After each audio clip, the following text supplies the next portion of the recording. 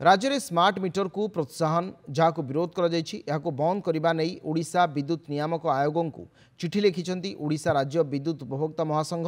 राज्यर 1 कोटी बिजुली उपभोक्ता स्वार्थ दृष्टि स्मार्ट मीटर बसाइबा तुरंत बंद करने को टाटा पावर को निर्देश देवाकू दाबी कर महासंघर आवाहक रवि बेहेरा।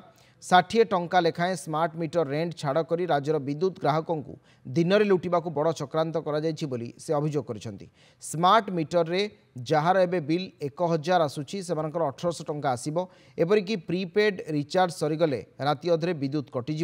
एपरिकी लोकों को रिकनेक्शन चार्ज देवाकू पड़िबो। कंपानीर लुट पाई एही रेंट छाड़ निष्पत्ति उद्दिष्ट तुरंत स्मार्ट मीटर लगाइबा बंद करा जाऊ बोली दाबी करिछि महासंघ। सेपटे वरिष्ठ कांग्रेस नेता एहाकू कड़ा समालोचना करिसेंति। लोकों को भूताइबा पाई स्मार्ट मीटर रेंट छाड़ योजना करा जाइछि बोली से ओलटी प्रश्न करिसेंति। सरकारक सहित मिली भगत रे उपभोक्ता को शोषण करबा पाई एहा प्रयास होइछि। ए प्रसंग को नहीं विरोध होइछि एवं आगकू जोरदार विरोध हेबो ए संपर्क से सूचना प्रदान करिसेंति। बड़ कथा हूँ से ठकिबार उद्यम करिसेंति ओआरसी कर्तृपक्ष तांकर ए जो निष्पत्ति शुणाइले सेटा भुआ बुलाइया को ओडिशार कोटिए ग्राहकों को उद्यम करिसेंति।